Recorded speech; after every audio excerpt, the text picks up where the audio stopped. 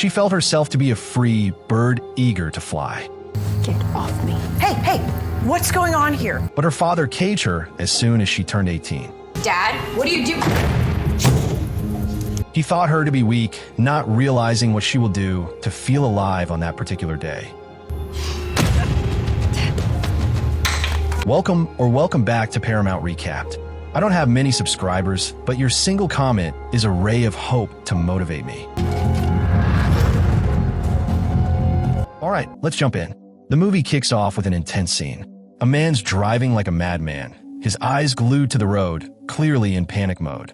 In the back seat, a woman's holding a girl who looks like she can barely breathe. They're not stopping for red lights. They're heading straight for the hospital. As soon as they get there, the guy tells the woman to keep quiet, like really quiet, and they rush in. Nurses immediately jump in to help the girl, while the woman watches helplessly through the glass. And just like that, boom, the movie flips the clock back almost 20 years. We see a pretty regular family sitting at the dinner table. Don, the dad, and Renee, the mom, have two daughters, Amy and Sarah. It seems like a normal family dinner until Sarah casually mentions that she wants to go to a campfire party. Don shuts it down hard. He's all like, "You didn't even ask me," and Sarah's clearly not having it. But instead of arguing more, she decides to sneak out anyway. She climbs out the window and meets up with her boyfriend, Chris. This dude with a motorcycle and a guitar, basically every rebellious teenager's dream. They're crazy about each other, and they head to the party, laughing, kissing, living that young love life. Chris even plays a song for her and tells her he loves her, and she says it back. It's sweet, really. Meanwhile, back at home, Renee doesn't even realize Sarah's gone. She talks to her daughter through the bedroom door, thinking she's inside. But when Don gets home and figures out Sarah's not in her room, he loses it. He storms in using his key, finds an empty bed, and instantly goes into full-blown rage mode. He's fuming. The next morning, Don's chilling near the front door when Sarah finally gets back. He spots Chris outside and tells Sarah to come in through the front, sounding calm at first. But the moment she steps in, all hell breaks loose. He starts grilling her. When did she get permission to have a boyfriend? Sarah claps back, saying it's none of his business, and adds that she's leaving the day she turns 18. That sets him off even more. He yells that if she's under his roof, it's his rules. Renee walks in just in time to stop things from getting worse. Sarah runs to her room. A bit later, Amy checks in on her. They talk about how hard it is living with Don. Sarah thinks he's completely unhinged. Amy tries to calm her down and tells her not to poke the bear. Their mom walks in during the conversation, and Sarah shares her dreams. Once she hits 18, she wants to move to Florida, then travel the world. Don's nearby and overhears everything. And that's when something shifts in him. He doesn't just get angry. He starts plotting. The dude secretly starts building a hidden room in the basement. Like full-on survival bunker, the kind you'd expect a doomsday prepper to have. But he's not preparing for a disaster. He's building prison. Fast forward a few months. Sarah's just about to graduate, and her 18th birthday is coming up. Tension in the house is thick. One sunny afternoon, Don's out snipping flowers while Sarah chats with Chris on the phone. Renee walks in and wonders where Don is. Sarah tells her he's in the garden, and Renee mentions he's been hanging out in the basement way more than usual lately. She's curious but hesitant. Don told her there were rats down there, and she's terrified of rodents. Renee offers to take Sarah out shopping, but Sarah's too busy on the phone and stays behind. Once Renee leaves, everything gets eerily quiet. Don takes the chance. He casually asks Sarah to come downstairs and help him move something. She doesn't think much of it and hangs up the phone. They carry a bucket together into the basement. And then, bam, he traps her, locks the door behind her like it's nothing. Sarah is stunned. At first, she thinks it's some kind of joke. She tries to punch in the code to open the door, but she gets it wrong. And just like that, the lights go out. Now she's standing in pitch black, trying to make sense of what just happened. She looks in the bucket and finds some clothes, a flashlight, random supplies. The panic kicks in. She starts screaming through the vent, but Dawn just seals it off so nobody can hear her. She's officially trapped in a soundproof, lightless bunker cut off from the world. That night, Renee and Amy start to get worried. They assume Sarah's with a friend, but it's weird that she hasn't called or texted. Renee thinks about calling the cops, but Dawn tells her to relax, says Sarah will be back by morning. Before bed, Renee tells Amy to reach out to Chris just to be sure. And now we're on day 2. Sarah's freaking out. She tries using the keypad again, but after a few failed tries, the air stops flowing too. The place is airtight, and every wrong move makes things worse. By the fourth day, she's yelling into the vent every chance she gets, hoping someone out there will hear her. Then, Don shows up again. Sarah sees a shot and tries to run past him, but there's another locked door. No way out. Don drags her back in, completely cold and calm. He tells her this is her own fault, that she made her choice and now she has to live with it. Sarah begs him to let her go, but he just says no. From now on, everything, air, food, clothes, comes with a price. She's not getting anything unless she earns it, and when she stays silent, he lashes out and hits her. It's horrifying. Later, Renee finally calls the cops. She tells them something's wrong. Sarah wouldn't just vanish without saying anything. When Don talks to the officer, he spins a whole story. Says Sarah ran off with some guy named Steve. Says it's part of her plan to travel once she turns 18. Renee tries to correct him.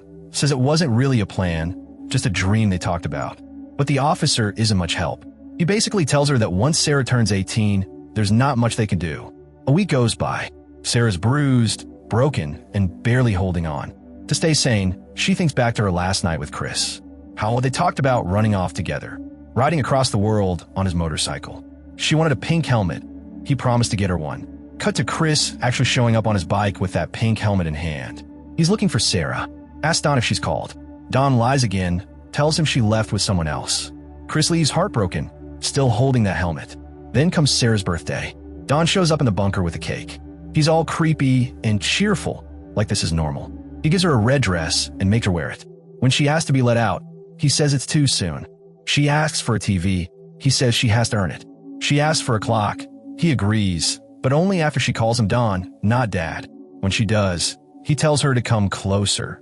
When he comes downstairs, she's wearing the same red dress again.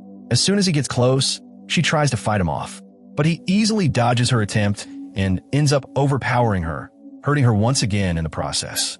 Skip ahead from day 38 to almost a year later. Day 354, Sarah now looks pregnant. It's clear the baby is her father's. She's reading a baby care book, trying to figure things out on her own. Out of nowhere, she starts feeling intense pain. There's no doctor, no clean place, no help. She ends up delivering the baby all by herself. It's a little girl, and she names her Marie. Jump 4 years forward, Sarah's pregnant again and gives birth to another daughter. Don's been around. He occasionally shows up and brings some basic stuff, things like a mattress, a small table, a couple of cabinets. Sarah doesn't seem as tense anymore. She even sits with him and offers him tea. Don tells her he got promoted and will be working in a new office soon. Marie runs over to him, calls him Dad, and shows off a drawing she made. He smiles. Sarah tells him that soon there will be 3 kids down there and asks if he'll finally let them go. That sets him off. He reacts harshly and storms upstairs to eat. During dinner, Don gets into it with his wife, Renise. She wants to hire a private investigator because she doesn't think Don did enough to find Sarah. He snaps, says they already wasted over $5,000 looking in Florida, and he's not spending another dime. He tells her to move on and focus on herself. Things get heated. He shouts, throws plates, and storms off. Later, he gives Sarah and Marie a TV for Christmas. Sarah is genuinely excited. It's the first time she's had one in years. By the 7th year of being trapped, she gives birth to a baby boy named Michael. The whole family, Sarah, Marie, and Michael, are stuck living in this hidden basement. Marie's health isn't great. She struggles to breathe. Don gives Sarah some pills, but she's worried they aren't for kids and she doesn't know the dosage. She begs Don to take Marie to a doctor, but he just walks away. Later on, Chris, Sarah's old boyfriend, meets with her sister Amy. He says he's still looking for Sarah. He also tells Amy all the nonsense Don fed him about Sarah running away with some guy named Stevie. Amy knows her dad's got a history of being abusive and now suspects he might have done something to Sarah. That same day, Amy confronts Don, accusing him of hiding something. Renise still wants to hire a private detective, and it causes another argument. In the middle of their fight, Don drops his keys. Amy secretly picks them up and goes to check the basement. But before she can do much, Don catches her and flips out. Meanwhile, in the basement, Sarah and the kids try to live whatever life they can. Time rolls on. Sarah has another baby, a boy this time, Thomas. She realizes they can't raise a 4th kid in that tiny space and convinces Don to let her mom take care of the baby. Shockingly, Don agrees. The next day, he leaves the baby at Renise's door with a note from Sarah asking her mom to look after the baby. Renise breaks down crying when she sees the child. She brings him inside, but she doesn't notice the second, smaller note, the one where Sarah begs her to call the cops because she's trapped. Don finds that note first. He storms down to the basement and takes his anger out on Sarah again. Time skips forward. Marie and Michael are now teenagers. Don's creepy attention shifts to Marie. Sarah pleads with him to leave her alone, reminding him she's just a kid. The children, growing up underground, don't fully grasp how awful their lives have been. They've never seen the outside world, and it's messed with their minds. 17 years pass. It's raining outside. Renee spends time with Thomas, who's growing up in the normal world. Meanwhile, Sarah is pregnant once more. One day, they notice a leak in the ceiling.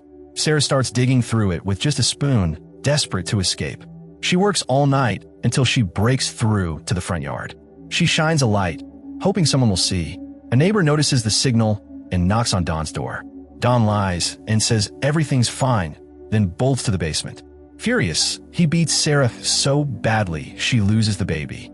18 years into this nightmare, Don tells Sarah that Thomas, the child she gave away, is just upstairs. He brags that the boy wants to play sports and that Michael's interested in baseball too. But he uses this as a way to manipulate Sarah, saying their future depends on how she behaves, turning her own kids against her. That day, Sarah's kids beg to be let out. She breaks down, overwhelmed, sobbing on the floor. She starts thinking about Chris, the only one who truly loved her. Seeing their mom shattered, the kids feel guilty and clean up the mess they made. Eventually, Sarah decides to tell them everything. She reveals that Don isn't just their captor, he's her father, and Renee's is her mom. The kids are shocked beyond words. Marie, who has asthma, finds it harder and harder to breathe in the tight, stale basement air. Tensions boil over when Don comes down angry about food. Michael tries to fight back, but it only makes Don angrier. He coldly reminds Michael that Thomas, though younger, is already stronger, using it like a threat. Above ground, Don's life is falling apart. He's constantly arguing with Renee's, has lost his job, and the house is about to be taken by the bank. Tired of everything, he considers the unthinkable, killing everyone in the basement. He leaves the car running in the garage, letting the fumes flow into the basement through the air vents. Thomas walks in and innocently asks what he's doing. Don lies, saying he's just checking the car. After Thomas leaves, Don has a change of heart. He checks the basement and sees the kids asleep. The moment hits him, he's stolen 2 decades from them. Soon after, Marie has a serious asthma attack. Sarah begs Don to take her to the hospital. At first, he refuses, but when she calls him Dad, something shifts. He finally agrees, but only lets Sarah come, leaving Michael behind. After 20 years in that dungeon, Sarah steps into the daylight. The emotions hit her like a wave, but she keeps it together and rushes Marie to the ER. The scene mirrors something from the beginning of the movie. Doctors manage to save Marie. One of them asks about her medical background and hands Don some paperwork. When he won't let Sarah use the restroom, she pretends to spill water and uses the chance to slip away. While Don fetches a new form, Sarah tells the doctor everything. The truth finally comes out. Don is arrested and sent to prison for life. Michael is found and freed from the basement. Renee's is completely destroyed by the truth. She had no idea her husband had been doing all this right under her nose. The family begins the long journey of healing. Chris returns, bringing the pink helmet he had promised Sarah years ago. It becomes a symbol of the hope and love that had once existed. They reflect on their lost dreams, their youth, and the pain of those missing years. Together, they take a step forward into a future that's uncertain but finally free. Thanks for hanging out. If you're new around here, don't forget to hit that subscribe button for more action-packed movie recaps. Catch you in the next one.